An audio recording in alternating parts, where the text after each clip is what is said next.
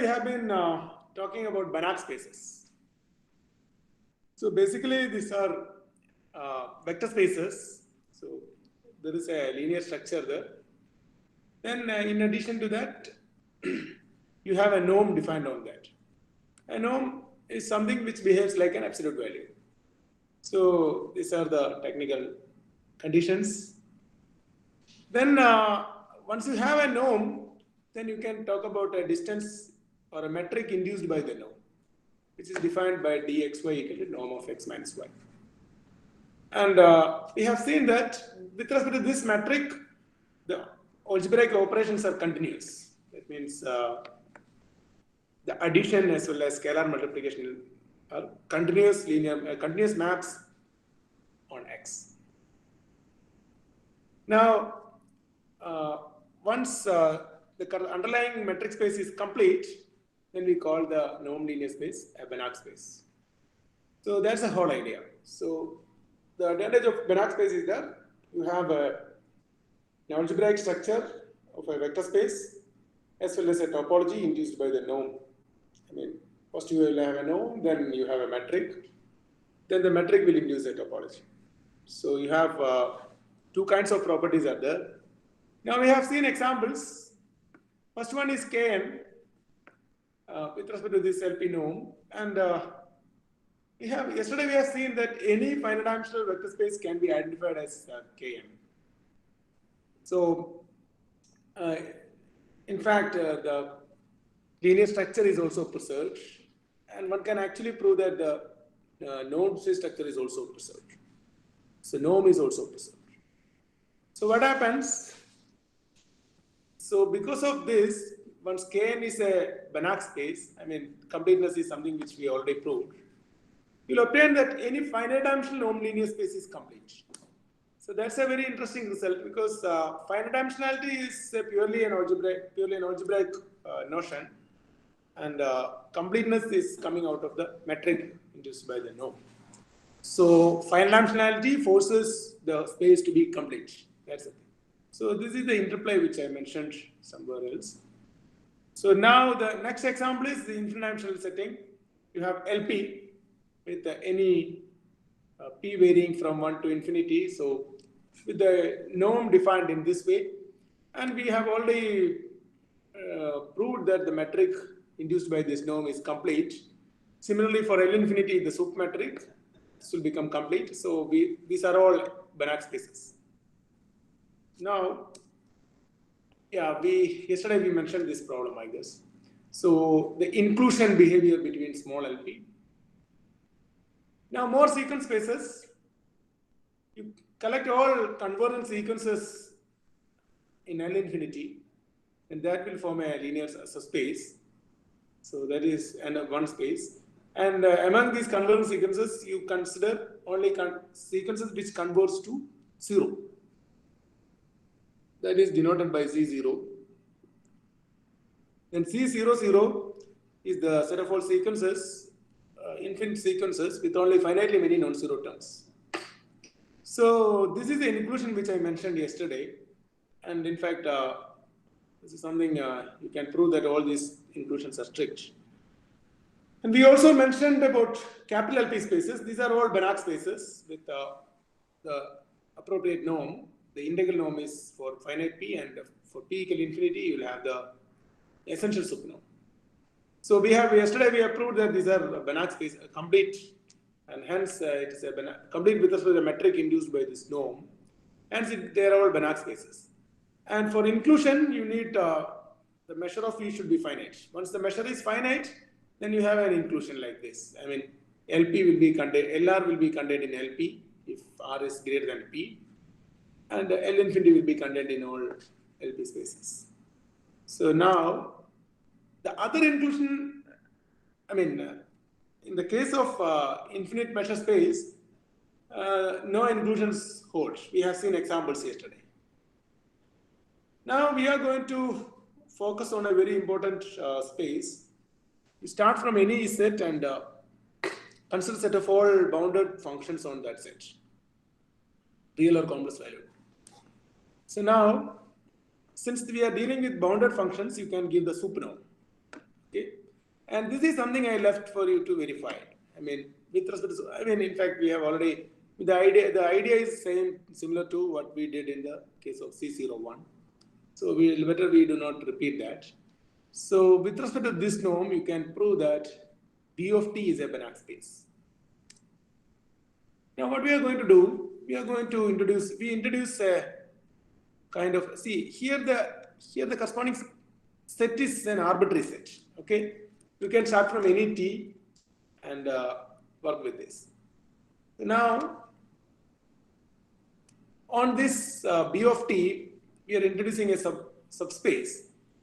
I mean, if you want to consider this continuity and all, here T should be a metric space. So this is something I did not mention. I mean, at least T should be a topological space. Then only you can talk about continuity, right? So you collect all bounded functions which are continuous. So bounded continuous functions. That is what you denote by C of T. Now, so this is known as vanishing at infinity. I mean, among all continuous functions, we consider those functions which has a kind of decay property when t becomes large. For example, on R, when absolute value of t goes to infinity, that means t goes to plus infinity or minus infinity, then it should decay. The absolute value of function should be smaller. So in other words, for all epsilon greater than 0, you can find a compact set such that outside that compact set, the function has absolute value less than epsilon. Now, CC of t is the functions with compact support. That means you have a compact set such that outside that compact set, this will be 0. Now, we are going to see a very interesting thing. So, one thing is very trivial. I mean, when t is a compact set, then all these things are equal. Now, we are going to identify the sequence spaces which we mentioned earlier as a C of t for a particular choice of t. So what we do, we take t to be natural number set union infinity.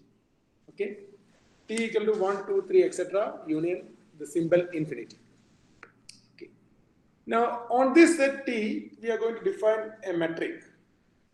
So the metric we define in this way. The distance between natural n and m is defined as absolute value of 1 by n minus 1 by m. If one of them become infinity, then we define it to be 1 by n. Of course, d infinity is 0. So this is the way in which we define. So I leave you to prove that it's a metric. Isn't that easy? I mean, it is non-negative, trivial. It is 0 means if this is 0, then 1 by n equal to 1 by m, so n equal to m. And if this is 0, infinity equal to, so no problem. So this is 0 if and only if x equal to y, that is okay.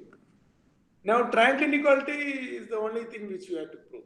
So that is again, you add and subtract some 1 by k here and you obtain that. And here also that is possible. Okay. So shall I leave you to prove that? Can you prove that? It's a metric. Yes or no?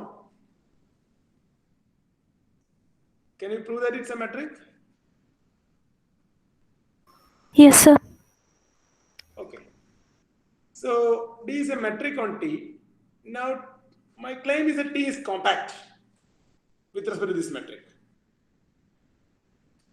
So what is to be proved? To prove that something is a compact set. But to set a compact and prove എന്താ ചെയ്യേണ്ടത്?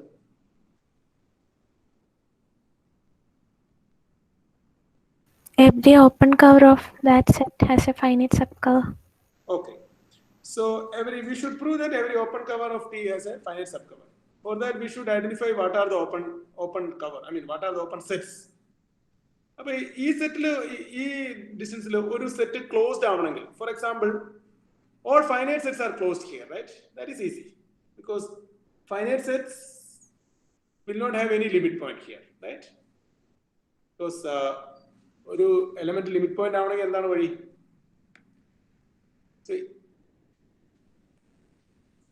So all the finite set, see, you can see that here. See, ഒരു natural number k എടുക്കും. K limit point ആവണമെങ്കിൽ എന്ത് സംഭവിക്കണം? K യുടെ നൈബർഹുഡിൽ you need, so but neighborhood, when you say neighborhood, it should be with respect to this metric. That is very important. Okay, so k യുടെ neighborhood എന്ന് പറഞ്ഞാൽ d nk less than epsilon ആവുന്ന ഇതാണ്. So dnk എന്ന് പറയുമ്പോൾ 1 by k minus 1 by n ആയിരിക്കും. പക്ഷേ but you can see that 1 by k is an isolated point. Okay, so 1 by k is an isolated point. So അതിന്റെ neighborhood, I mean small neighborhood, you can find a neighborhood such that there are no other 1 by n or 1 by m. That is easy, right? Isn't that easy? 1 by 1, 1 by 2, 1 by 3, 1 by 4, everything is isolated, right? So no. Yes, sir. Okay, അപ്പോൾ നമുക്ക് എന്താണ് k ഒരിക്കലും limit point ആവില്ല, കാരണം അതിന്റെ neighbourhood വേറെ ഇതിലെ points ഒന്നും ഇല്ലാതെ കണ്ടുപിടിക്കാൻ പറ്റും. പിന്നെ ഒരു ലിമിറ്റ് പോയിന്റ് ആവാനുള്ള വഴി എന്ന് പറയുന്നത് ഈ സെറ്റിൽ എന്താണ്, ഇൻഫിനിറ്റി ആണ്. ഇൻഫിനിറ്റി ലിമിറ്റ് പോയിന്റ് ആവാം, കാരണം എന്താണ്, ഇൻഫിനിറ്റി നെയ്ബർഹുഡ് എടുക്കുമ്പോൾ നമുക്ക് 1 by n ടൈപ്പ് ആണ് കിട്ടുന്നത്. സോ ഏത് എപ്സിലോൺ എടുത്താലും ഇതിനേക്കാൾ ചെറിയ ഇതാവുന്ന തരത്തിൽ നമുക്ക് n ചൂസ് ചെയ്യാൻ പറ്റും. So infinity is the one and only one limit point in this set. Okay, so every finite set will be closed, right? Because it has no limit points. I mean, if it contains infinity, is the only limit point. So every finite set is closed. Now, when do we have an infinite set to be closed? So suppose you have an infinite subset of this. That's closed down. Infinite subset closed down. That's limit points. Okay. Suppose you have an infinite set here, which does not contain infinity. പക്ഷേ ഏത് infinite സെറ്റിനും എന്തായിരിക്കും, infinity will be A limit point, because it take any infinite set here, so it will have A subset like say, so any infinite set will contain a subsequence of this natural number set, right? Yes or no? Any infinite subset of this will contain a subsequence of natural number set which diverges to infinity, isn't it? Sir. Which in this sense it is converging to infinity. So എന്താ സംഭവിക്കുക, infinite set closed ആവണമെങ്കിൽ എന്ത് വേണം, infinity അതിൽ ഉണ്ടായേ പറ്റുള്ളൂ. Infinity ഇല്ലാത്ത ഏത് ഇൻഫിനിറ്റ് സെറ്റ് എടുത്താലും എന്താവില്ല, ക്ലോസ്ഡ് ആവില്ല. Is that clear?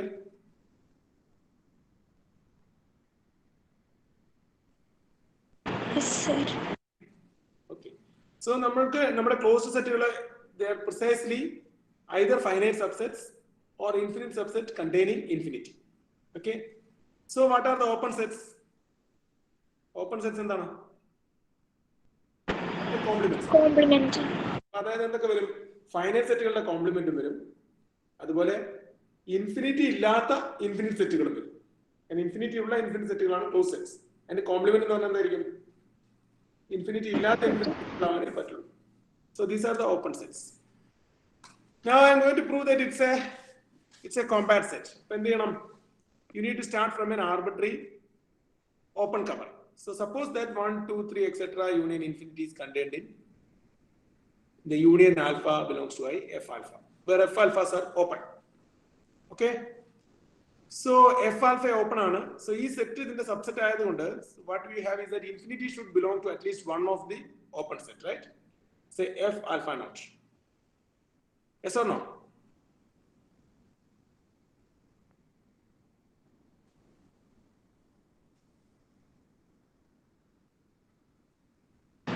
Yes, sir. അപ്പം ഇൻഫിനിറ്റി ഒരു ഓപ്പൺ സെറ്റ്, സോറി ഇൻഫിനിറ്റി ഈ സെറ്റ് ഇതിന്റെ subset. So this is a subset of this, right? Can you see that? So this union is a subset of this union. So this infinity should be in one of these f alphas. That means infinity belongs to f alpha naught for some alpha naught. So now an open set containing infinity, അതെന്തായിരിക്കും, if it is an infinite set containing infinity, it is a closed set.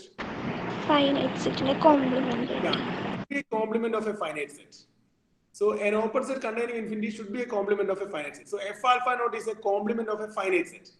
So that means f alpha naught misses at most finitely many points from here. Okay, so let us list down them by k1, k2, etc. k. Is that clear? So f alpha naught can miss at most finitely many points. So that is k1, k2, etc. k. So k1, if the point, it is a point here, therefore it will be in some f alpha 1. K2 will be in some alpha. So you list down those f alpha 1, etc. f alpha m, where ki belongs to. So you have got the finite finite subcover for T. Is that clear to you? The proof of T is the compactness of T. Yes, sir. Okay, so T is compact. Now, since T is compact, now let us identify what is C of T. C of T means set of all continuous function here, right? So what is continuity here? F from T to Z is continuous. I mean, it's a metric space. So continuity is characterized by the sequential criteria. That means Tn converse to T should imply F of Tn should converse to F of T. Okay? But here Tn converse to T happens only with see, there are only one limit point here. So we have to check at the limit point infinity only. So that happens. So infinity converges, that means n is a sequence converging infinity. So n converges to infinity. This is happening. So this should imply that Fn converges to F infinity. Okay? That means F belongs to C of T if and only if limit n tends to infinity F of n exists. Okay? That means what? See, if you rewrite, means if you treat the functions on T as sequences, C of T is precisely the set of all sequences which are convergent. That means C, which the C sequence space which we introduced. So in that way, you can identify C of T to be a sequence space. In a similar way, you can identify other sequence spaces also. So is that clear to you, all of you? Any questions?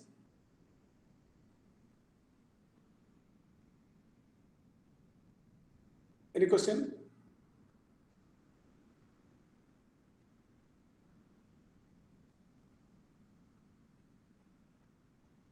Is that okay? Do you have a question? No, sir, it's okay. Okay. So next example is, you can see, we have already seen that C of, continuous functions on closed interval AB. Now you can demand differentiability and you demand that derivative is continuous. And you can further demand that the second derivative is continuous and so on. So Ck of AB means you demand kth derivative exists and continuous on AB. And in that situation, also you can define the subspace norm. The norm on CAB is supernorm only, but that norm will not be complete. Okay? Do you know why that norm will not be complete? Suppose you take Ck of AB and give supernorm. Every F you only give supernorm. So do not give this thing. Instead of this, you give supernorm. Then what will happen? Will it be complete? Can you tell me? For example, C prime of AB. Set of all continuous functions with the first derivative is also continuous. And we give the supernorm. Okay? Then, so some of you might have seen from basic real analysis course that there is a very important result where you can approximate continuous functions by sequence of polynomials.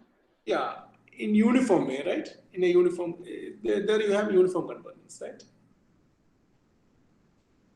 So what happens is that sequence of polynomials are infinitely differentiable, therefore it will be in Ck. So that polynomial converges to some continuous function. But every continuous function need not be differentiable.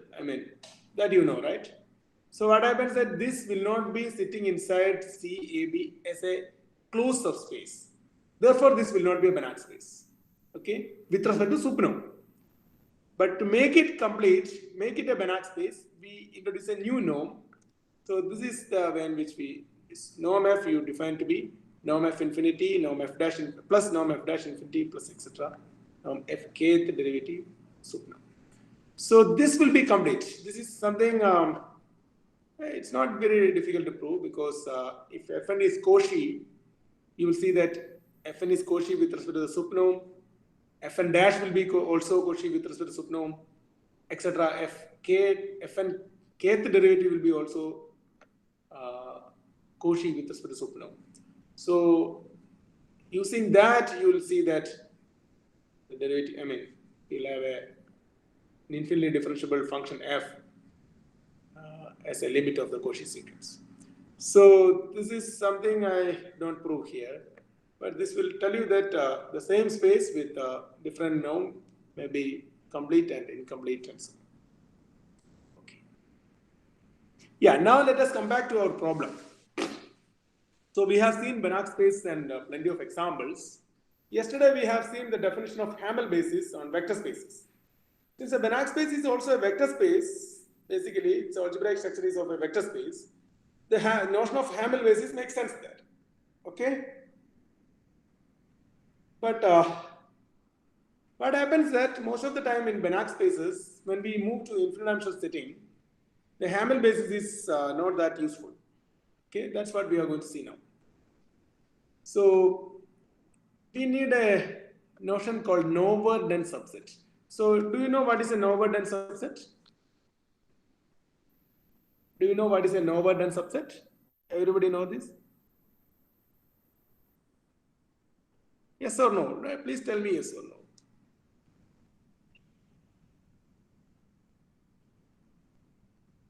Yes, sir. So no-word dense subset means you take the closure of a set and then it should not have any interior points to the closure. For example, if you look at natural number set sitting inside R, even if you take the closure with respect to the usual topology, the natural number is a closed set, so closure is itself. But natural number has no interior points, right? Any natural number, you take the neighborhood, it goes outside the set. So natural number set is no-word dense in R. So such a set is called no-word dense. Okay? And a well-known category theorem of complete metric space tells you that every complete metric space is of second category. So what do you mean by second category? That means you cannot write it as a countable union of no-word dense subsets. So this is what bare category theorem. I will not prove this, but just accept this result. Proof is a standard thing. So what does it tell you? It tells you that if you have a complete metric space, you cannot write it as a countable union of no-word dense subsets. I mean, we will use this result. Okay. Now this is our theorem. An infinite-dimensional Banach space cannot have a countable Hamel basis. This is what we are going to prove. Okay. Now, suppose X is an infinite-dimensional Banach space, and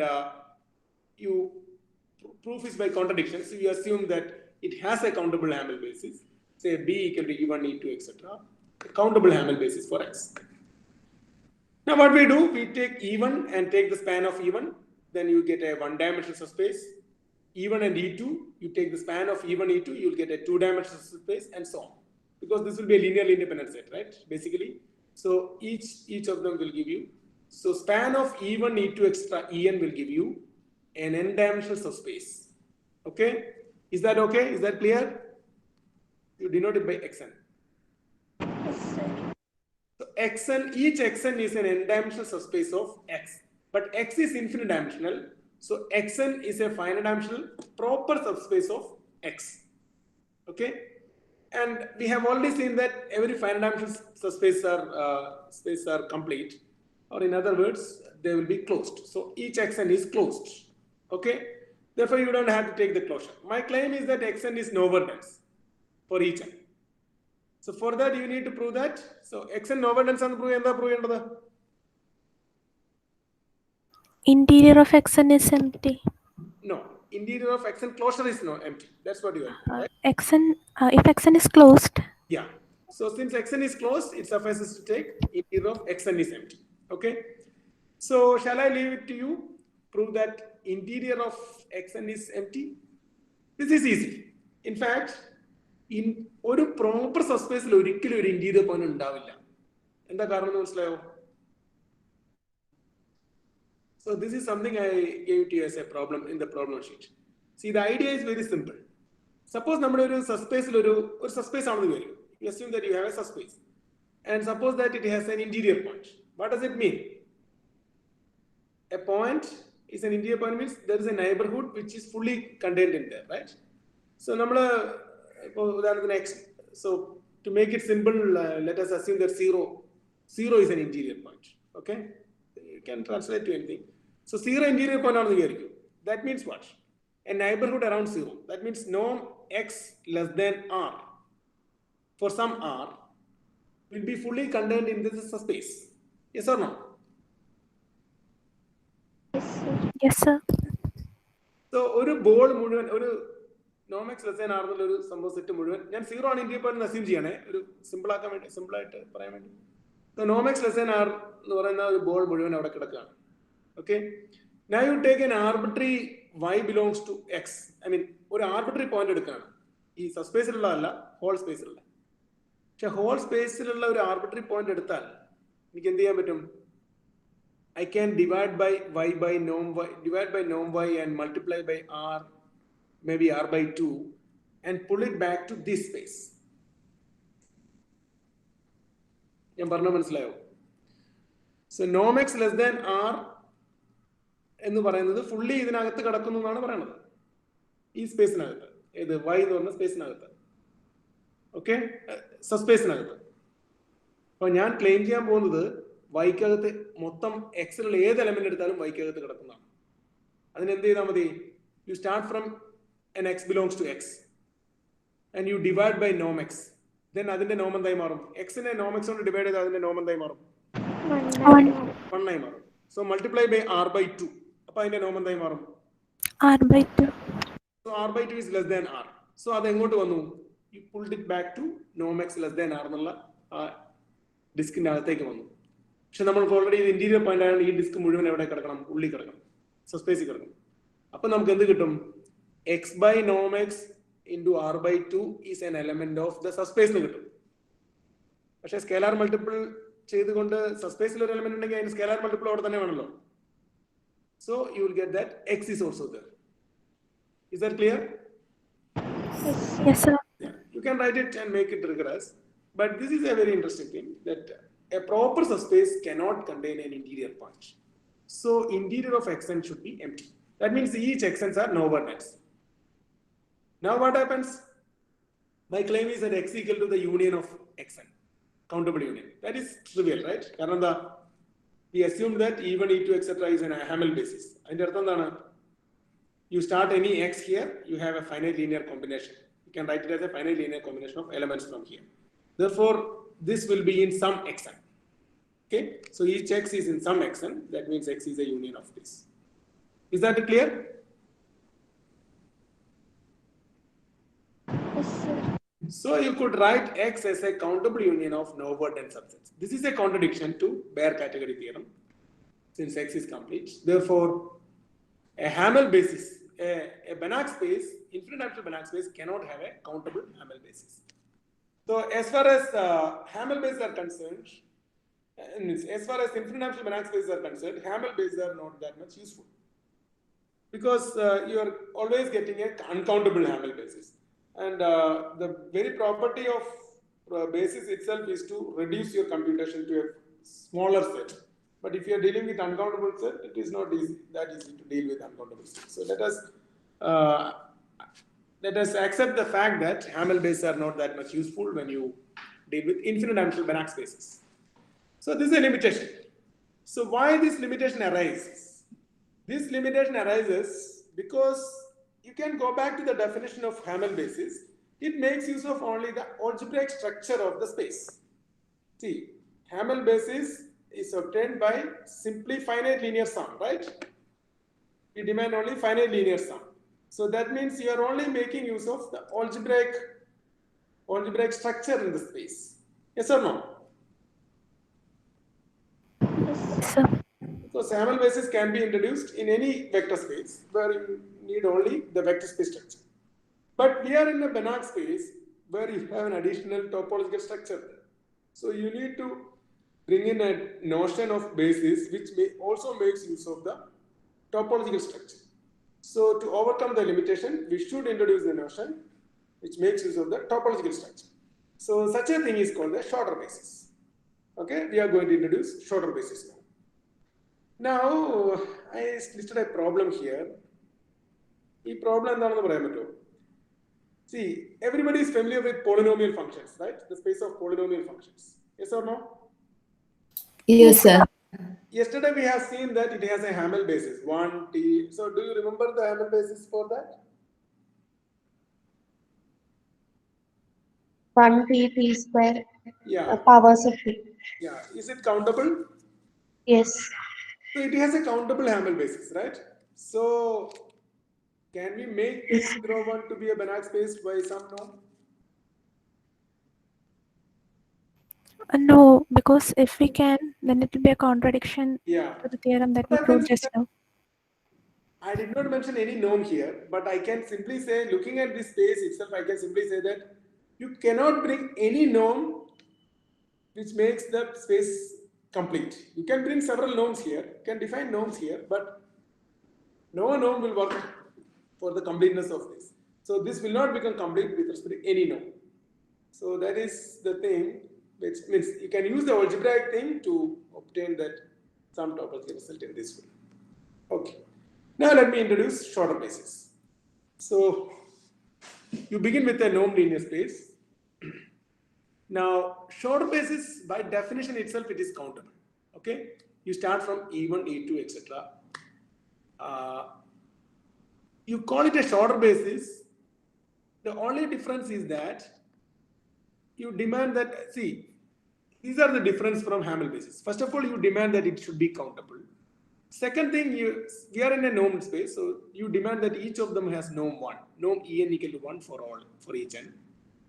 And the third thing is that, again, you have finite unique scalars alpha 1, alpha 2, etc., but infinitely many. This time you have infinitely many. And you demand that X is an infinite linear combination of ENs. So X equal to summation n equal to 1 to infinity alpha and En. So now can you tell me what is the meaning of this X equal to some infinite series? Can you tell me this? A sequence of partial sums of that series converges to X. Yeah. What do you mean by sequence of partial sum converges to X? What is the meaning of that? You take the nth partial sum, then you get a sequence, say Sn. Then what happens? Sequence itself converges. Yeah. What do you mean by convergence of Sn to X? Norm of Yeah. With respect to this norm, you take Sn, the nth partial sum, and take the difference that, yeah, here it is. So take the norm of X minus n equal to 1 to capital N alpha and En. This should go to 0 as capital N tends to infinity. So this is the meaning, okay? So you can see that by the very expression itself, I have made use of the topology on the space. So the very definition of shorter basis makes use of the topology of the space. So that is very important, okay? So hence it is somewhat more useful or somewhat suitable for Banach spaces. Now let us see examples. I will only give a couple of examples. I mean, tomorrow we will see more examples in a different way. So first thing, in a finite dimensional setting, you start from a Hamel basis. That need not be a shorter basis because norm need not be 1, but you can normalize it by making x1 by norm x1 and x2 by norm x2 and so on. So once you normalize it, it becomes a shorter basis because you get easily you are getting finite sum. So finite sum means this condition is not at all required. So every Hamel basis on a finite dimensional space, you can construct a shorter basis in this way. Now this is a typical example of shorter basis. You take P finite and you consider the standard basis, the usual standard basis, okay? So I mentioned somewhere that this is not a Hamel basis, right? Did I mention that? Do you know that this is not a Hamel basis? Why it is not a Hamel basis? I think we mentioned this, right? So no. Finite sum represent Yeah, the finite sum if you take finite linear sum of this, then after certain isn't it? Finitely many elements So this is a Hamel basis for some space we mentioned here. What is that space? Can you tell me? Span of E1 etc. Span of Finite span എടുക്കുമ്പോൾ അതിനൊരു shorter basis. shorter ഞാൻ പറയുന്നത് ഇതൊരു സ്പേസിന്റെ ഹാമൽ base ആണ്. ഏത് സ്പേസിനാണ് finitely many non-zero terms. അതെ. What is that? Denoted by C00, right? So C00യുടെ ഹാമൽ ബേസ് ആണിത്. കാരണം ഇതിന്റെ ഫൈനൽ ലീനിയർ കോമ്പിനേഷൻ എടുക്കുമ്പോൾ we are ending up with C00. Now this is a shorter basis for LP. That's what I am going to prove. So how do you do that? You start from short base and prove already it is countable and norm is 1, so that is fine. So you start from an x, you need to write it as an infinite series of this form. So what you do, your x will be exponent x2, etc. And you have this convergence criteria because x is in LP. Now you choose alpha j to be xj. So the nth partial sum will be summation j equal to 1 to n alpha j ej. This is precisely x1, x2, etc. up to xn and then 0, 0, 0. Okay. Now you take the difference of x and this nth partial sum, their norm, that is precisely this one, norm of this. Is that clear? I'm computing the norm of this thing. I mean, this difference will be x minus this. This is this and x is this, right? So first n terms will get cancelled and remaining terms will be there. Let me compute the norm, that is summation j equal to n plus 1 to infinity mod xj power p all power 1 by p. But we know that this is an infinite series which is convergent.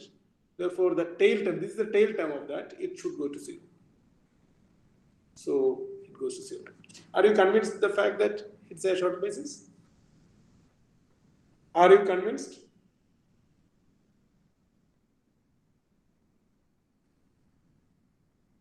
Yes, sir. Okay. Now p equal to infinity, you cannot do the same process. E1, E2, etc.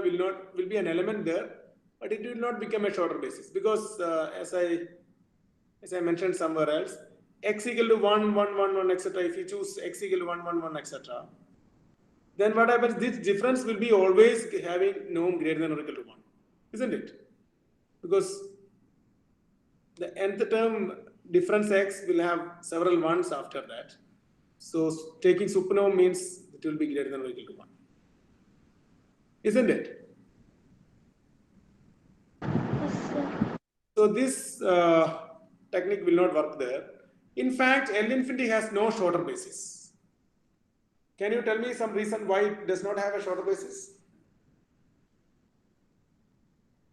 Can you tell me?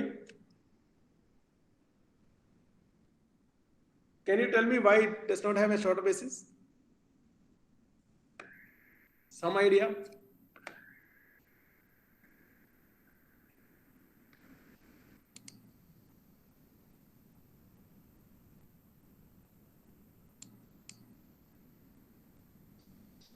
No idea.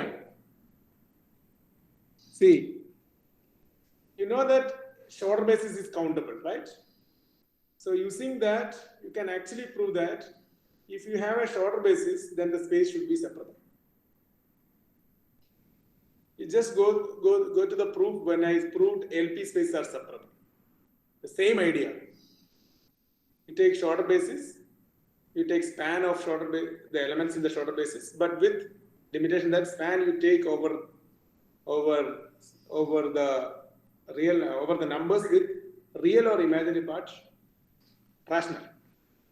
Then you will obtain that space which is countable times and so on.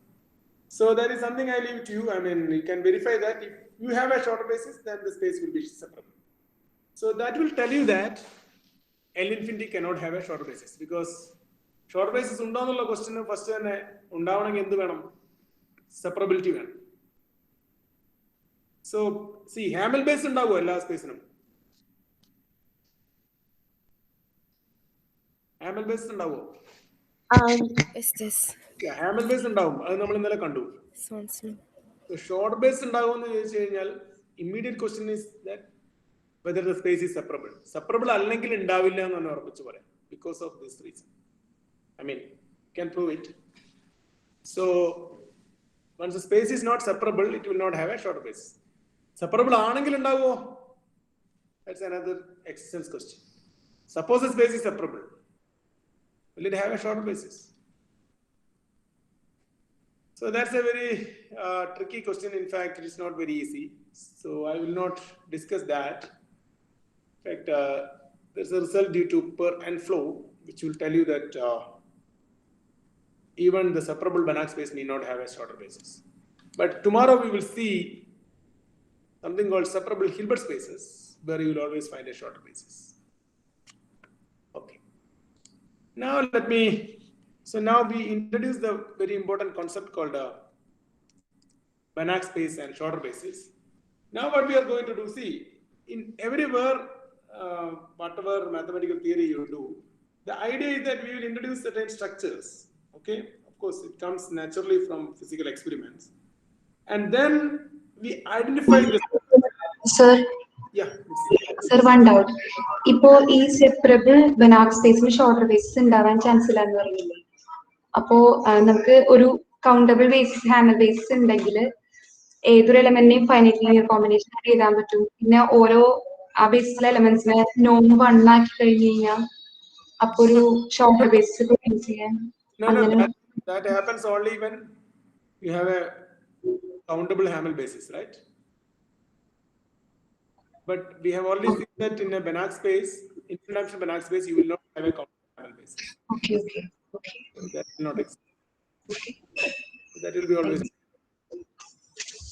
So, Sir, yeah, please. small LP space in the Banach Hammer basis in the form എങ്ങനെയായിരിക്കും sir? That is very difficult. Actually, it is an uncountable set. Okay. You cannot see that. That's the problem. You cannot see that space. You can say that there exists Hamel basis. You cannot see that. That is very difficult. And Hamel basis നമുക്ക് കാണാൻ പറ്റില്ല because it is uncountable. It is just like irrational numbers. And you cannot see that most of the time, unless it is countable. That's it. Yeah. Any other questions? Any other questions? Okay, so whenever we do mathematical theory, we develop the theory. What happens is that most of the time we will introduce certain structures, whether it is group, field, whatever. And the next task is to identify these structures via some morphisms, right? That's a way in which we develop things. So now we have introduced Banach spaces, and there are two kinds of structures available in the Banach space. One is a topological structure, and the other one is an algebraic structure. And the algebraic structure is of vector spaces, right? So we will consider linear maps between these spaces, which preserves this algebraic structure first of all. So those are called the linear transformations. Which preserve the vector space structure. Okay. Then, since it has a topology also, we will consider continuous linear transformations. Okay. So this is the idea. So now let me begin with vector spaces and their linear transformations on vector spaces. Then I will introduce what happens when we have Banach space, linear transformation on Banach spaces. Then we can consider the continuity also. So linearity, obviously, it should preserve the linear structure. That means the addition as well as scalar multiplication. So a linear transformation means t of x plus y is tx plus ty, and t of alpha x is alpha into tx. I guess all of you know this. All of you know the definition. Examples again. This is a trivial example. Any vector space you can have you fix a scalar and consider the scalar multiple tx equal to alpha x. This will give you a linear transformation. If alpha equal to 1, then you will obtain the identity map. And if alpha equals 0, you will get the 0 map. And this is somewhat trivial. In fact, if you are considering a one-dimensional space, these are the only linear transformations available. So that's the first thing. The second one, from R2 to R2, several important geometrical transformations are there. It's of high importance geometrically. This is projection. T x1 x2 goes to x1 0. This line will be projected to the real axis, and this is reflection with respect to y-axis. This is again a linear transformation. You can see that x1 x2 goes to minus x1 x2, I mean, this line will be reflected here. And this is rotation by an angle pi by 2. So this will be rotated in the anti-clockwise direction, sorry, in the clockwise direction to pi by 2. So this will happen. So this is x1, x2 goes to x2 minus x1. And all these examples, you can see that x1, x2 goes to x1, 0 is obtained by a left multiplication by a matrix. If you multiply by, say, 1, 0, 0, 0, the matrix 1, 0, 0, 0, then you will obtain this. So similarly, here also you can find a matrix. So, okay, I leave it to you to find the matrix here. So this is a common phenomena happening here. Most of the linear transformations corresponding to that, we are able to find a matrix. Now, this is a general rotation. You map x1, x2 to cos theta x1 plus sin theta x2, minus sin theta x1 plus cos theta x2. This is something familiar to all of you. And this will give you, so what you call the rotation by an angle theta. And correspondingly, we will have a matrix, the rotation matrix, cos theta, sin theta, minus sin theta, cos theta. And you can see that in two-dimensional space, this, in some sense, this will give you all the unitary maps. I mean, up to some, so whatever maps which I explained now, I think, yeah. So these two maps, reflection and rotation, will give you the whole unitary maps on two-dimensional space. And it makes a group, and unitaries will form a group, which you call the rotation group. I think maybe you might have seen this in the group theory course, right? The algebra course. So you might have seen this, right? The rotation group and so on. Yes or no?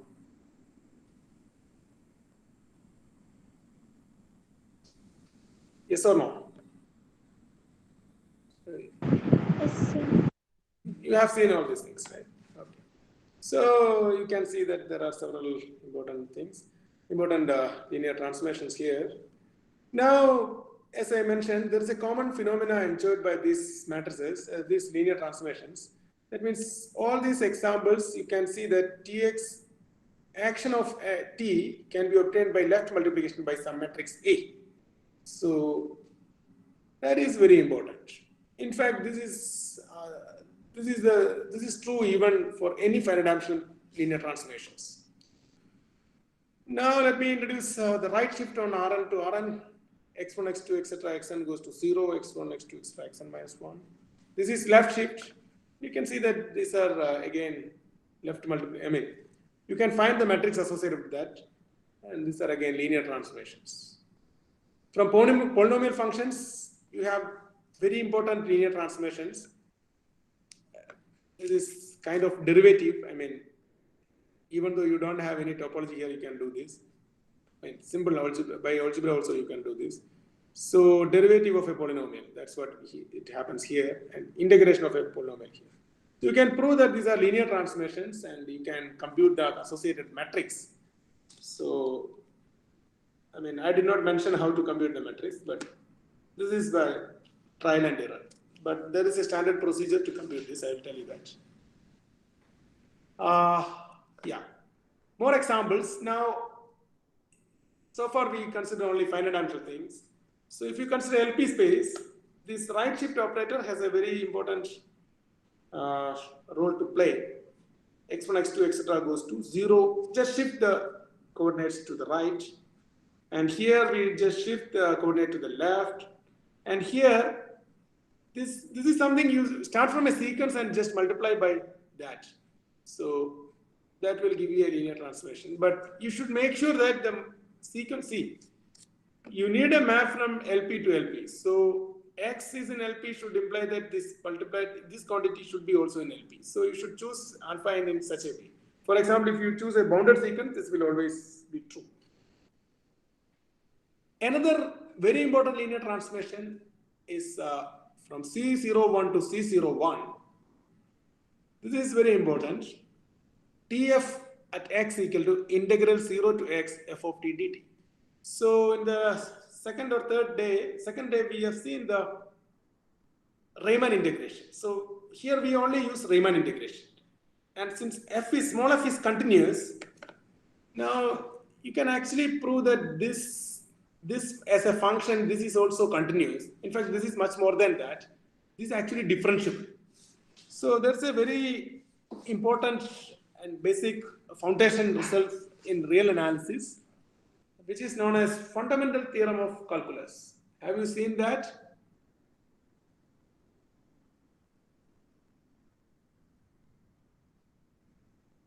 Did you see that?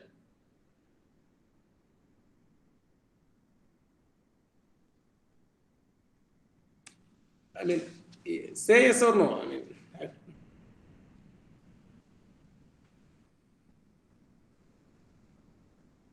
Yes, sir.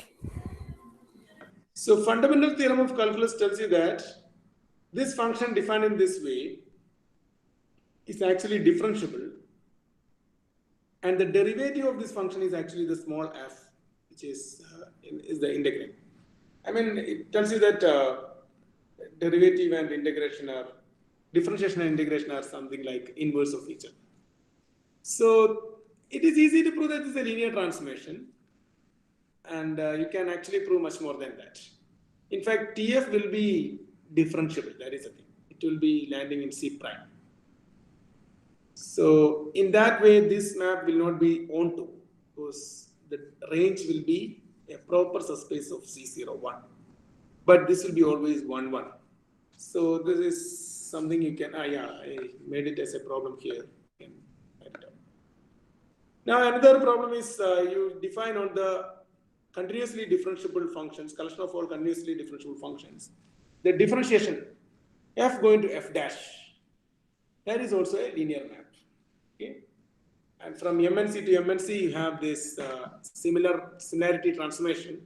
You start from a fixed matrix U, and A going to U star AU is again a linear transformation. So all these things you can easily verify. Now, what is this? Yeah, this is another very important linear transformation. T from C01 to C01, you define it by TF at x equal to x into fx. Here what we did basically, we multiplied the function f by the function x, f of g of x equal to x. But that function is fixed. So f going to x into f, that is a function, that's a new function. So you can see that you can actually generalize this example by replacing this x by an arbitrary continuous function. You fix a continuous function and multiply by that. Then also you can define this linear transformation. Now, this is a very important observation. Have you seen this observation? The finite dimensional linear transformations, I mean linear transformations on a finite dimensional space onto itself, they are one if and only if it is onto. Have you seen this?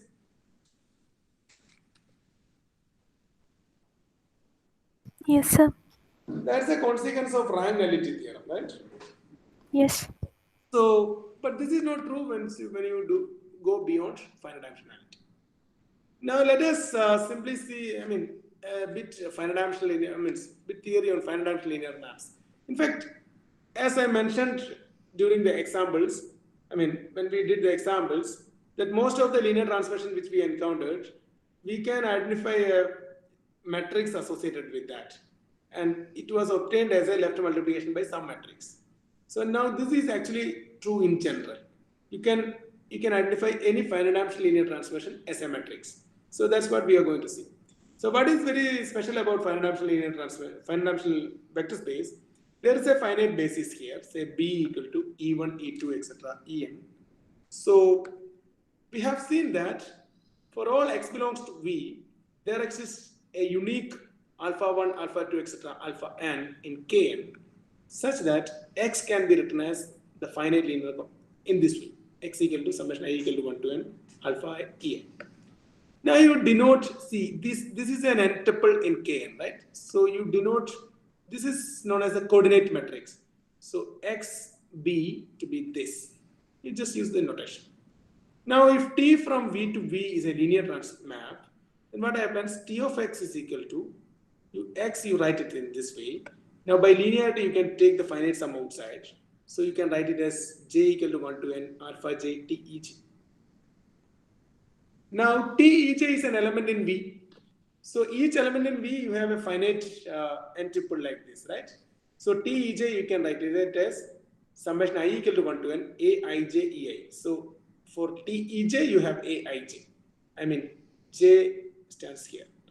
So therefore the matrix, I mean Tej, the coordinate matrix corresponding to Tej is A1j, A2j, etc. Anh. This column. Okay.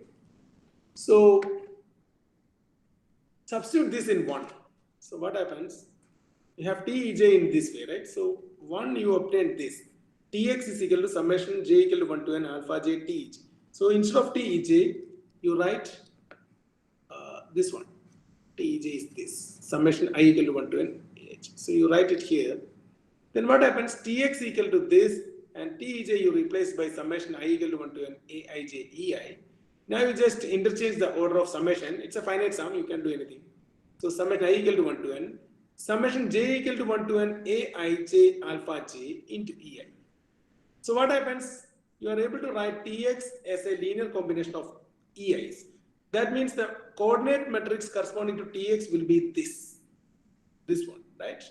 So Txb will be this matrix for each where I is varying from 1 to n. So if we denote A as the matrix Aij, the square matrix Aij, then actually Txb, this one is actually the matrix A multiplying the coordinate matrix of X. So you obtain that Txb is as left multiplication of A with Xb. So this is what we have seen. So what happens that action of T on X is obtained by the left multiplication by the matrix A. So T and A can be used, means T and A can be identified in this way. So every finite dimensional linear transformation can be identified as a matrix in this way. So left multiplication by matrix is the action of a linear transformation which we obtain here. So it can be easily seen that, okay. Now what happens is that, okay, is that clear to all of you? I mean the matrix representation, this A is known as the matrix representation of T with respect to this basis. Is that clear to all of you? Yes, sir. Yes, sir. Okay. So now this A is, see, remember one thing you should keep in your mind that this matrix depends on the basis you choose. You fix a basis, you are getting a representation, right? So if you change the basis, then the matrix will change. Okay. And the important question in linear algebra is that given a linear transformation, which is the best basis suitable for this T. Best basis in the sense the corresponding matrix will have a nice form. That's the idea. So now now you can easily see that if T and S are linear transformations, then T plus S is also a linear transformation. T composition S composition T, alpha T. So if you collect the set of all linear transformations from V to V, it has a very nice property like addition, scalar multiplication, and so on. So it will form a ring vector space in some sense. Now let us see what happens to the matrix, associated matrix. Suppose the matrix representing T is A and the matrix representing S is B. Then you can easily see that T plus S is represented by the matrix A plus B. Alpha T is represented by alpha A. Now what about TS and ST? T composition S and S composition T. Let us look at this. Suppose A is Aij and B equal to Bij. Now Tej is this. Okay, so T is the matrix representing A is the matrix representing T means Tej is this, right? And SEI will be this. So that is B. So I use the notation BKIEK. Now S of Tej is this, so you apply S here. So by linearity S will come here. So S of EI. S of EI is this, so you substitute it here. So you obtain summation K equal to 1 to n BKIEK. So you interchange the order of summation. So summation K equal to 1 to n, summation I equal to 1 to n BKI AIJEK. So this tells you that whatever is here written here is a matrix representing S of T, S composition T. That means S composition T is represented by the matrix this. But what is this basically? This is precisely the matrix multiplication of B and A. So if S has matrix B and T has matrix A, then S composite T is represented by BA. Similarly, T composite S will be represented by AB. So this is the important thing. As the operators are taken composition, correspondingly the matrix will be taken for product. So I think this is where we, okay, so one more thing. Yeah, I think I will, so we shall have a break here, right? So we break for 5 minutes and then 5 or 10 minutes, then we will resume maybe by 3:15, okay? Is that okay? Okay, sir. Any questions so far? Any questions, please?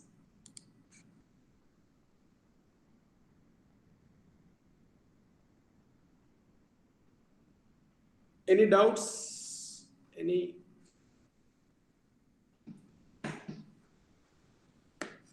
So maybe we will have a break for 10 minutes.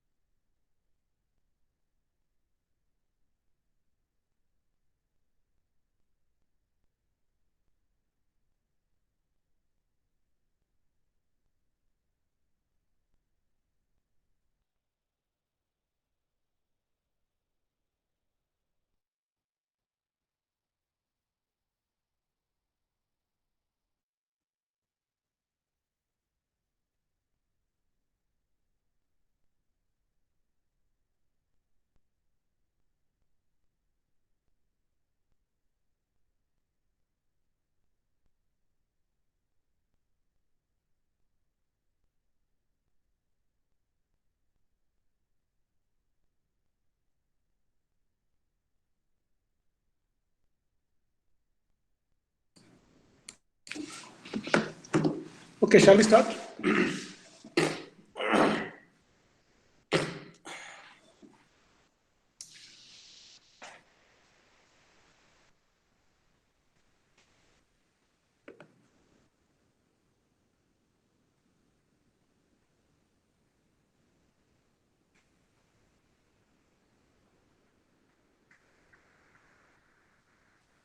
Can we start now?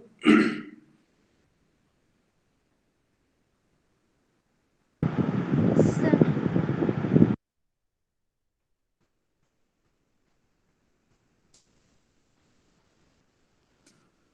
Okay. So, where are we now?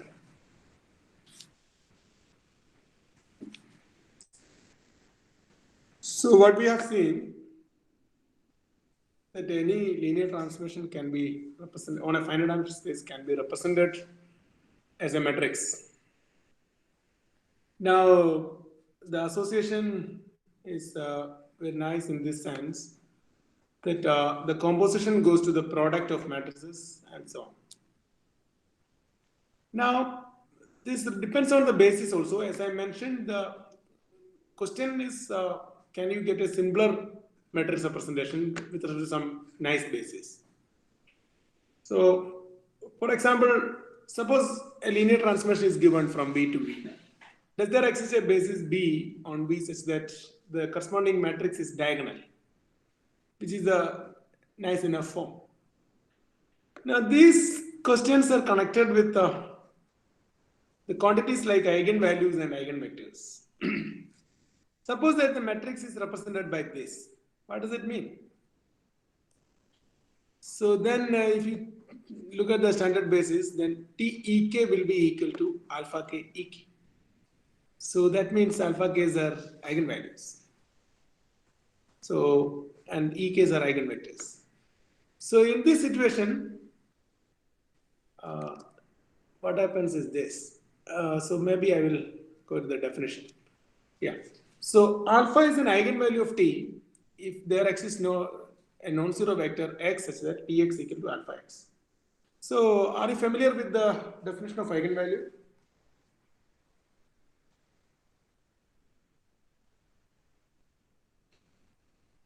I hope you might have seen this.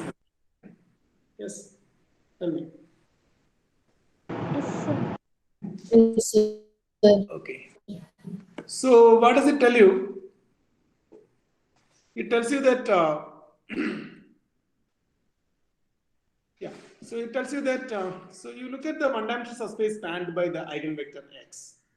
So the action of t goes to the same subspace. That is the thing. So that's what happening. See, Tx will be again alpha x, right? That means Tx will lie in the same subspace spanned by x.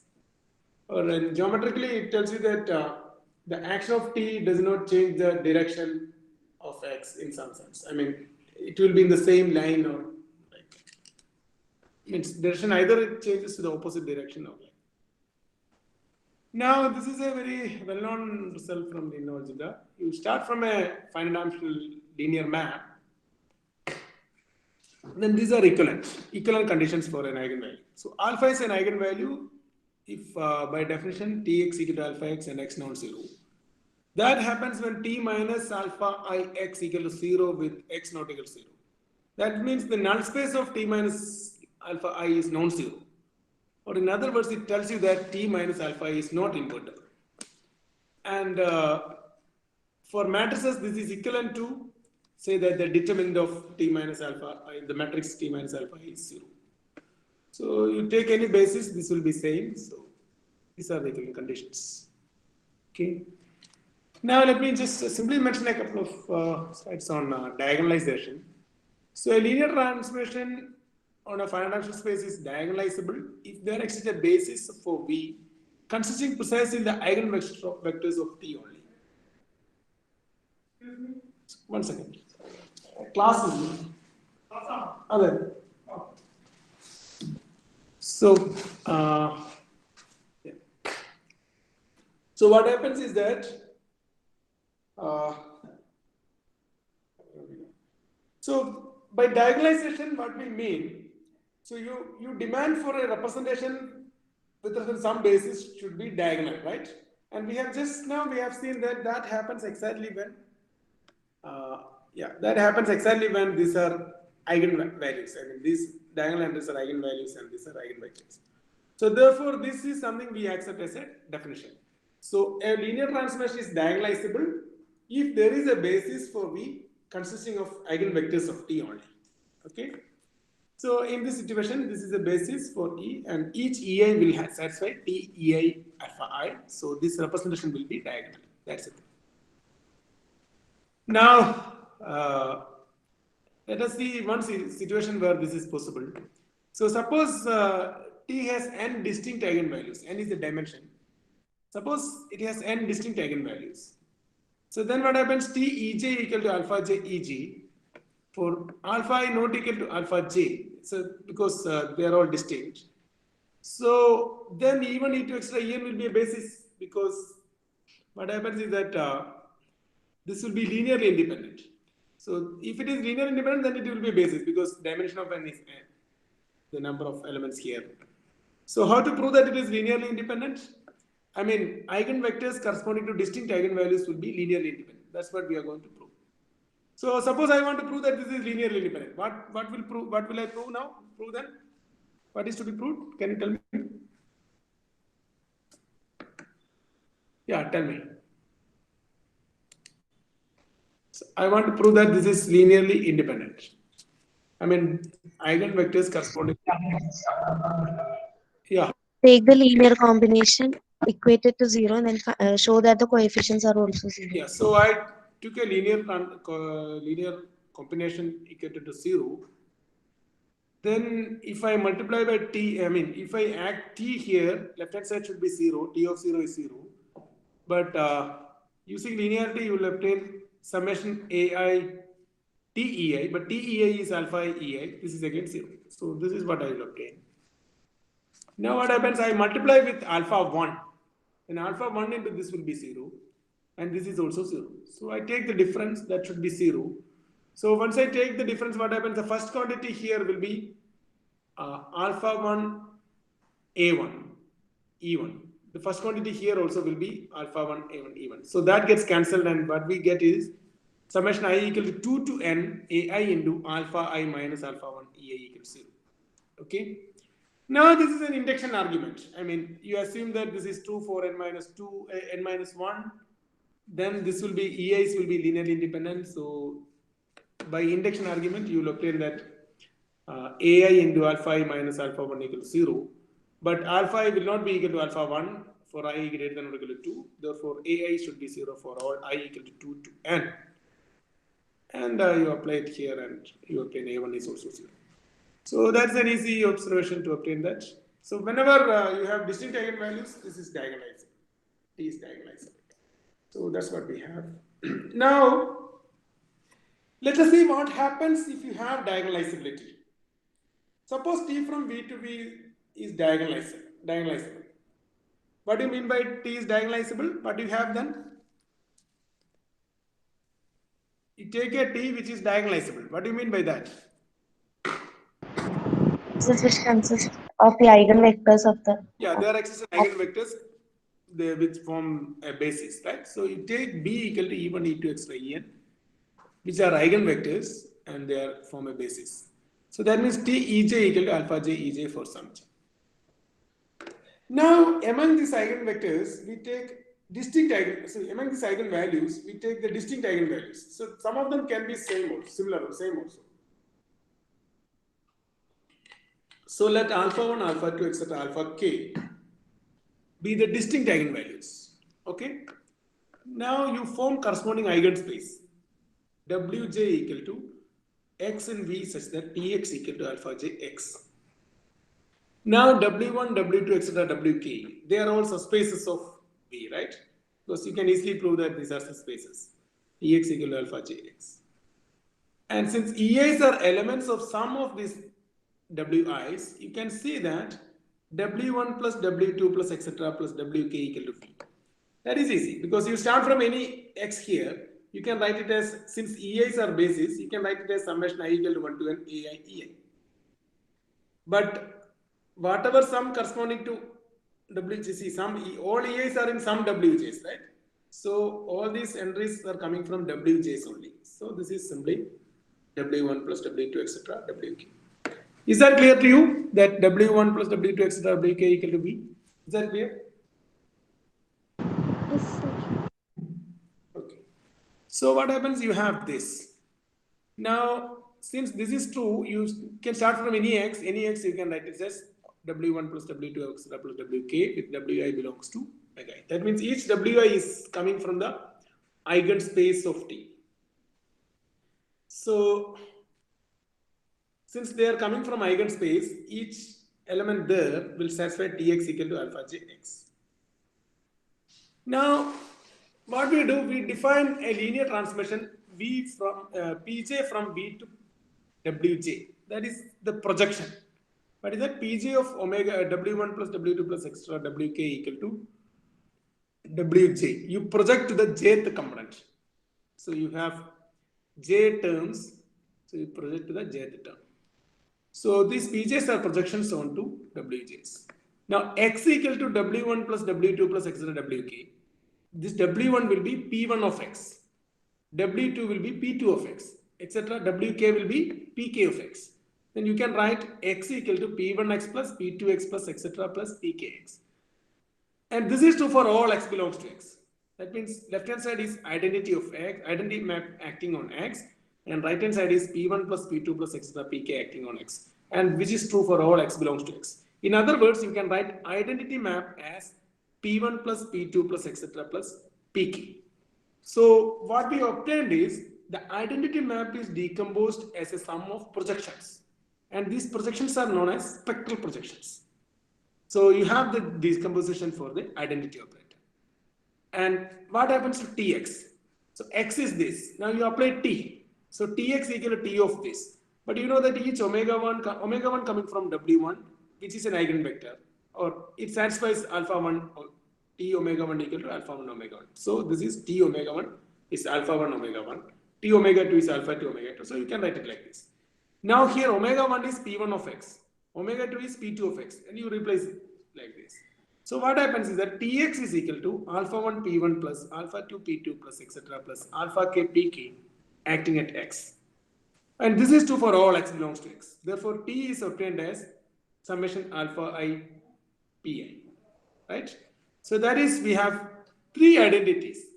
The space is splitted to V is splitted to W1 etc. W2 etc. Wk. The identity map is splitted to P1 plus P2 plus etc. Pk. And the linear transformation T is splitted to alpha 1 P1 plus alpha 2 P2 plus etc. alpha k Pk. So this is what we have happens when you have a diagonalizable operator on a space. So is that clear to all of you? If you have a question, please tell me.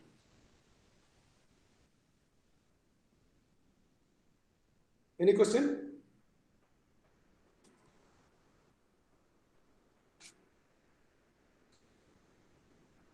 Is that clear?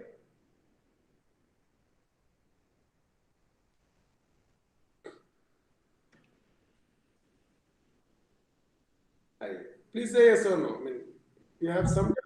Yes, sir. So this is okay. Yes, sir. So this tells us that identity operator can be written as a sum of projections and T can be represented as a linear combination of spectral projections. So this is also known as resolution of identity and so on. Okay. Now these are regarding the finite dimensional operators. Now what happens? So far we have only used finite dimensionality. We used finite dimensionality as well as we have only considered linear transformations on vector space, arbitrary vector spaces. Okay.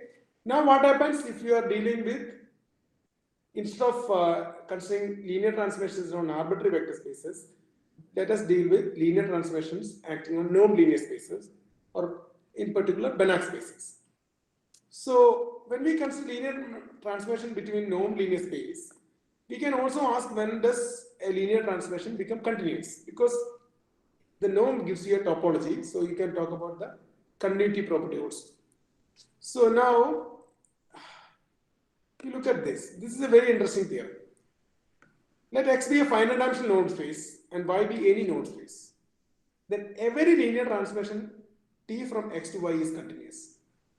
See, what happens is here that finite dimensionality is purely an algebraic concept, but that forces the operator to be continuous, and continuity is somewhat a consequence of the topology of the space. So that is the idea. So you have any linear transformation on a finite dimensional space is continuous. So this proof is somewhat easier. So let me prove this. So if x equals 0, there is nothing to prove. Now, if x not equal to 0, you have a Hamel basis, say E1 and E2 extra En. So any sequence xn, you can write it in this way, right? So xn, you can kn1 E1 plus kn2 E2 plus etc. kn and En for some scalars.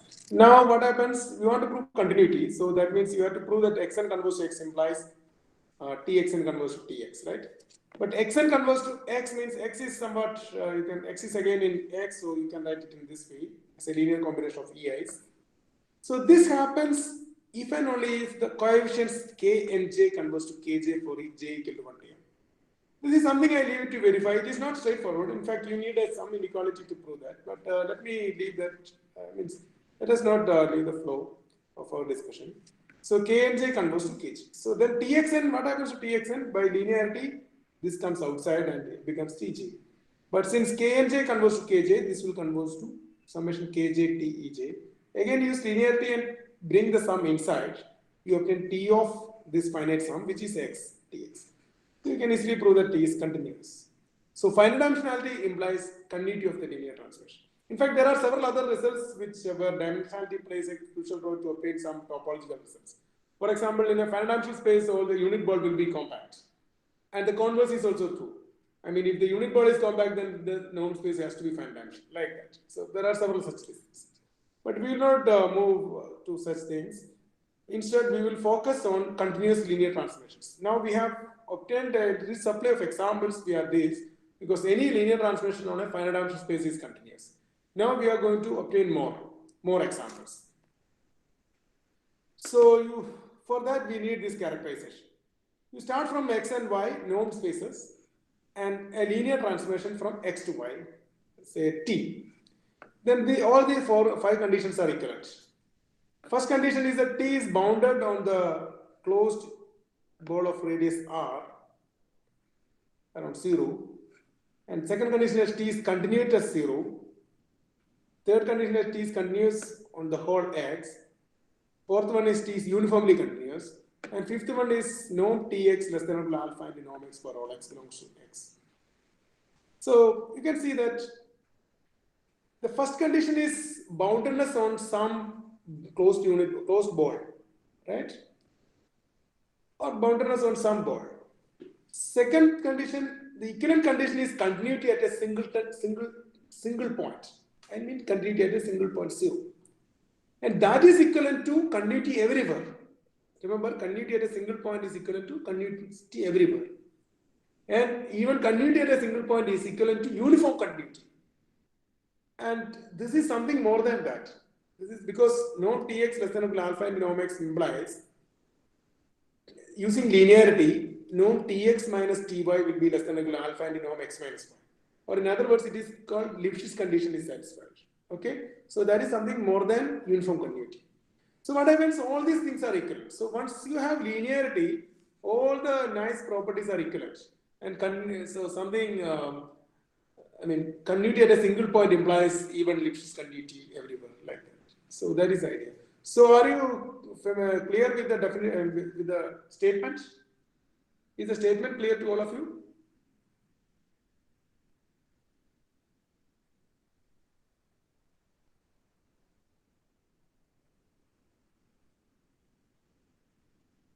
Yes, sir.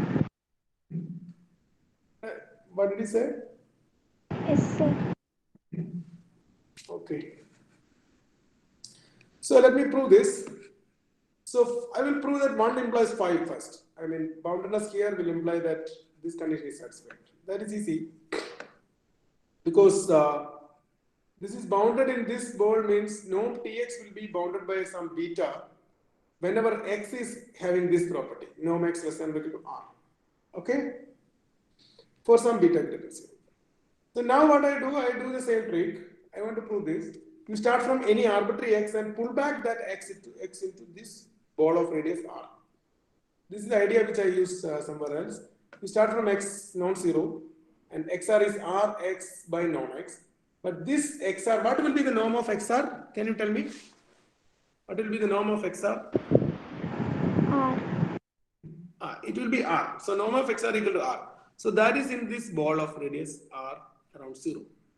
Therefore, by assumption 1, this is bounded by norm dxr will be bounded by beta. So what you have is this norm dxr will be less than or equal to beta. Now use linearity. This is rx by norm x. So use linearity, you will obtain that norm dx is less than or equal to beta by r into norm x. You choose this to be alpha. So 1 implies 5. So from 1 you obtain 5. But 5 will imply 4 because this is by linearity, this will imply that norm tx minus norm ty is less than or equal to alpha into norm x minus y. Therefore, you have uniform continuity because whenever you have chosen epsilon, delta you choose to be alpha by epsilon, epsilon by alpha. So you obtain this uniform continuity. So is that clear that from 5 you will obtain 4? Is that clear to all of you? From 5 to 4?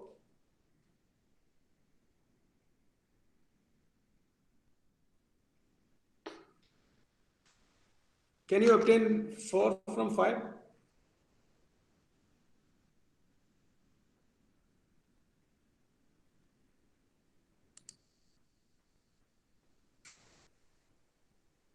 Yes or no?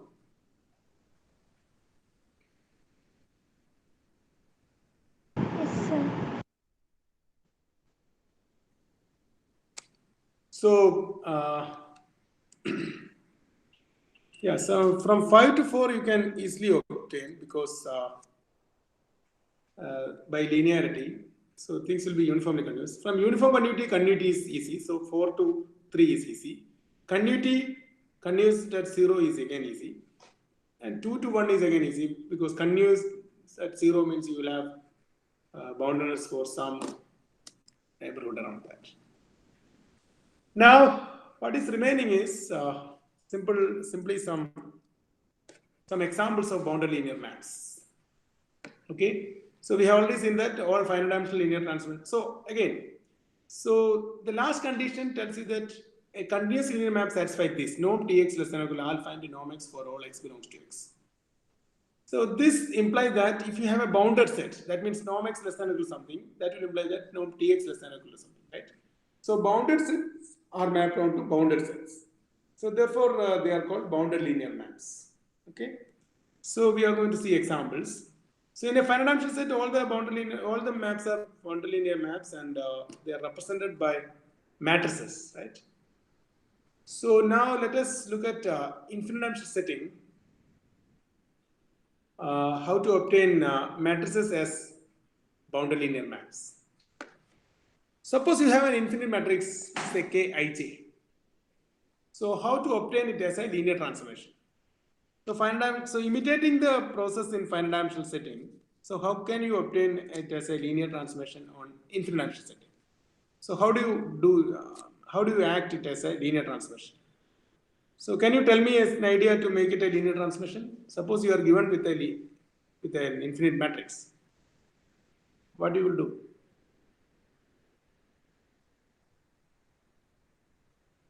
Matrix multiplication sequence. Yeah, the same way you left multiply by the matrix, right? But the thing is that when you deal with, say, for example, x equal to y equal to L1, an infinite matrix, if you left multiply an n-tuple, I mean, not an n-tuple, an infinite sequence by an infinite matrix, the resultant vector need not be in L1, right? L1 or LP, whatever. That is the issue. So you should make sure that summation Kij xj is in LP. I mean, whatever you are getting, that resulting vector should be in LP. So that should make sense. Okay, then only we can. So that is the first issue when you deal with infinite matrix. Finite matrix, you don't have any problem because whenever you multiply by a finite n by n matrix, the resulting thing will be again in that n-dimensional space. But here you have to make sure that it is in LP or L1, whatever. Okay. So now so in general, this need not give you a map. If you multiply by some matrix, you need not get the vector to be in LP itself. But under certain conditions, additional conditions, you will get this. Okay. So for example, let me take x equal to y equal to L1.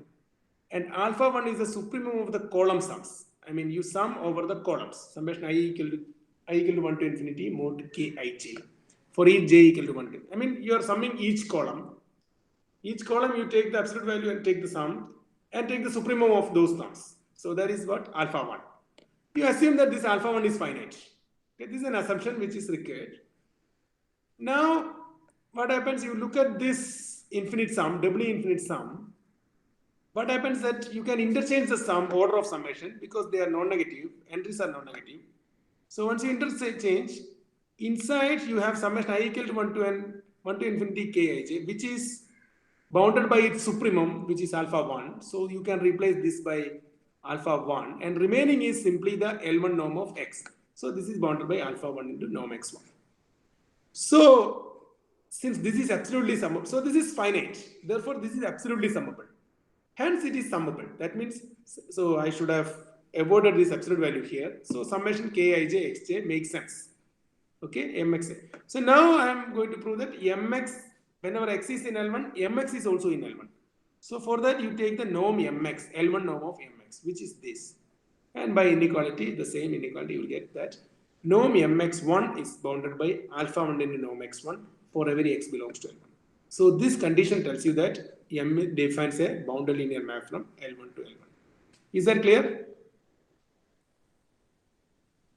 Any doubts regarding this?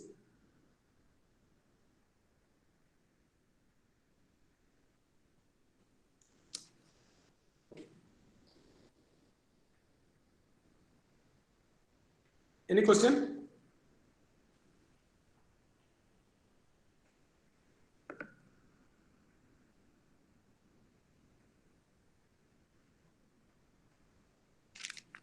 So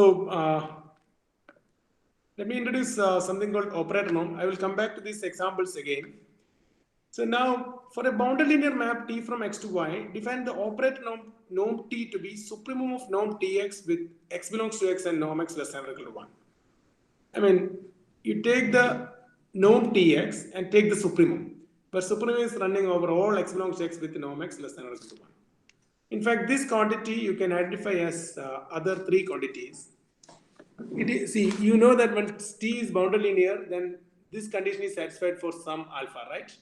Norm Tx is less than or equal to alpha and norm X for all X is satisfied for some alpha. You collect all such alphas and take the infimum of that. And my claim is that that is also coincide with the norm T which we introduced now. And again, norm Tx, we took supremum over all norm X less than or equal to 1, but that is also not needed. It suffices to take supremum over all norm X equal to 1. Or it is also equivalent to taking norm X less than 1. So in fact, you can prove that these three quantities are same.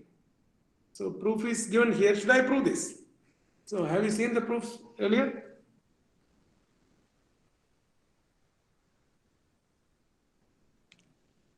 So do I need to prove this? Come on, tell me. ചിലതൊക്കെ കണ്ടിട്ടുണ്ട്.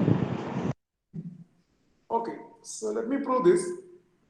So for proving this, let me denote this quantity to be alpha naught, and the second quantity to be beta naught, and third quantity to be gamma naught. I'll prove certain inequality. So by definition, norm T is this. This is the definition for norm T, supremum over the closed unit volume. Now, beta naught, you are taking supremum in a smaller set, and gamma naught also you are taking supremum in a smaller set. Therefore, these two inequalities are trivial because supremum taken in a smaller set will be always smaller. So beta naught will be less than or equal to norm T, and gamma naught will be less than or equal to norm T. This is the first idea, first inequality. Now for x not equal to 0, norm Tx is norm Tx by norm X and norm X. I mean, you multiply and divide by norm X. So it is a scalar, it will come outside. But this quantity has norm 1. I mean, x by norm X has norm 1. Therefore, this quantity is bounded by the supremum of such things, which is beta naught. So this is less than or equal to beta naught into norm X. So you obtain that norm Tx is less than or equal to beta naught into norm X. But what we have seen is that this alpha naught is the infimum of all alpha which satisfies this. So that's also satisfied by beta naught. Since alpha naught is the infimum, beta naught will be greater than or equal to alpha naught because alpha naught is the infimum. Okay, so that's the other inequality. If you have any questions regarding these inequalities, please let me know now. Okay, you can interrupt me. So that gives you 1 and 2, these two inequalities. Okay, now for x not equal to 0 and 0 less than r less than 1, what you do? You do the same thing. Norm Tx, x you replace by, you multiply and divide by r by norm X. So r by norm X is multiplied and divided by r by norm X. That means norm X by. You can take this out because of linearity of T. So this quantity has norm equal to r. So what happens? The whole quantity will be less than gamma naught because gamma naught, r is less than 1. So gamma naught is the supremum over norm X less than 1. So this has norm r. So this is satisfied by gamma naught into norm X by r. So this implies the norm Tx less than or equal to gamma naught by r into norm X. So now what happens? You let r tends to 1. This is true for any r between 0 and 1. So r tends to 1 will imply that norm Tx less than or equal to gamma naught into norm X. And this happens for all x belongs to X. Therefore, gamma naught again satisfies this condition. And since alpha naught is the infimum of that, alpha naught will be less than or equal to gamma naught. So you obtain the third one also. Now it is simple. if alpha is satisfying this, taking supreme over all x with norm x less than or equal to 1, you obtain that left hand side become norm t and right hand side become alpha. So you obtain that norm t less than or equal to alpha. So any alpha, norm t is a lower bound. Since infimum is the greatest lower bound, norm t will be less than or equal to alpha naught. So you obtain 4. So now you simply club all these inequalities and obtain this. I mean, that is something you can easily do. I leave it to you. Now, in the example which we have just seen, we have seen that norm mx1 is less than or equal to alpha 1 into norm x1. And this will, say, operator norm of this is the infimum of all such alphas. So this will imply that operator norm will be less than or equal to alpha 1, which is the supreme of this. Now, if you have other inequality, you will get that operator norm is equal to alpha 1. For that, you take an epsilon greater than 0 and consider alpha 1 minus epsilon. Alpha 1 is the supremum of something, which is a least upper bound. So alpha 1 minus epsilon will not be an upper bound of this. That means there is an element here which is bigger than that. So there is an m such that there is a column for which the sum will be greater than alpha 1 minus epsilon. You look at that column, so that is the mth column. So you consider em, I mean mth entry 1. So norm mx, so this will have norm x equal to 1.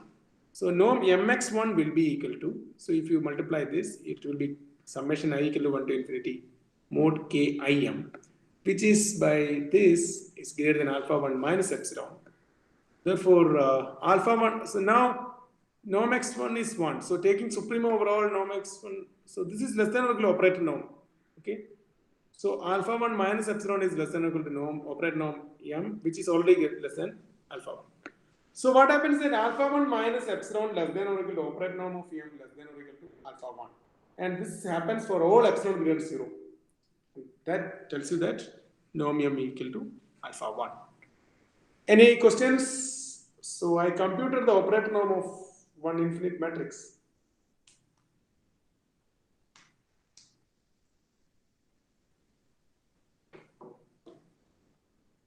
If you ask questions, I will explain more, but if you don't ask any question, let me just complete it.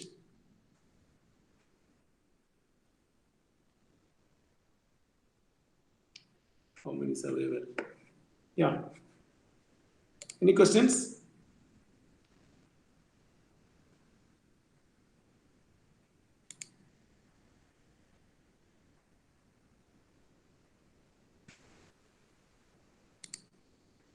So you're very much clear about how to compute the operator norm.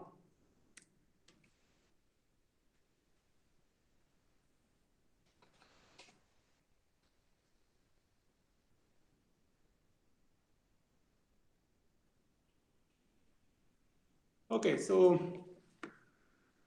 in fact, I computed a couple of operator norms also, but maybe I will not present it here, but I will leave you to verify. So in the case L infinity, the same infinite matrix, what you do, you take the row sum. So this alpha infinity is a row sum. And if alpha infinity, so in the alpha infinity is finite, then you can do the same exercise and prove that this defines a boundary linear map.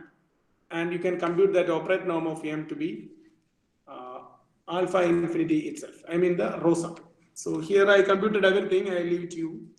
So in both these situations, we computed the operator norm of the infinite matrix. In the first situation, when the action was on L1, in that case, the operator norm is equal to alpha 1. That means the column sum, supremum of the column sum. And that tells you that that's an equivalent condition. I mean, alpha 1 has to be finite whenever you want an infinite matrix to define a boundary linear map on L1. And alpha infinity should be finite. This is the row sum. Alpha infinity should be finite for an infinite matrix to define an boundary operator on L infinity. Now let us look at the situation where P is finite number greater than 1. That means LP where 1 less than P less than infinity. In this situation, if you assume that alpha 1 and alpha infinity is finite, then you can prove that the infinite matrix defines an bounded linear map on LP. I will not do any computations. I think it's only enough. We have did enough computations. I'm just using the Helder's inequality here. Applying the Helder's inequality here. I explained everything here. Let me not explain that. I think it is more than enough for you. So what happens is that in this situation, if the column sum and row sum, the supremum of column sum and the row sum are finite, then you will get a bounded linear map. Okay. And another condition is that, and in that situation you will obtain this. Another condition is that, okay. So, yeah, another point is that this condition is not necessary because you look at this matrix M. So here what happens? This is 1, 1 by 2, 1 by 3 on the first row, and 1, 1 by 2, 1 by 3 in the first column. So this will tell you that alpha 1 is infinity, and this will tell you that alpha infinity is infinity. I mean, because this sum will become infinity and this sum will become infinity. So taking supreme will get infinity only. So here you get infinity only, but still M defines a bounded linear map on LP. That's what we are going to see now. So even though this, so in the first two cases, the conditions were necessary and sufficient, but here that is not the case. I mean, even they are infinity, this M can define a bounded linear map. So that's what we are going to see now. What happens? So this is again, I skip the computation. There's a quantity beta p, which is introduced using the sum of entries, absolute value of the entries. And if this beta p is finite, you can actually prove using Helder's inequality, you can actually prove that this defines a bounded linear map. And in this situation, beta p is finite. So that's what I proved here. Therefore, this M defines a bounded linear map on LP. But we have already seen that alpha 1 and alpha infinity are infinity. Now, one final example is that here alpha 1 and alpha infinity equal to 1, but still beta p is infinity. So since these two quantities are finite, what happens? This will define a bounded linear map. But beta p can be infinity. So that is also not a necessary condition. So that is the idea. So again, you can see that in this situation, all the three quantities are infinity, but still M defines a bounded linear map. So these are the examples I mentioned here. So I think I will stop here. I think I had enough for you.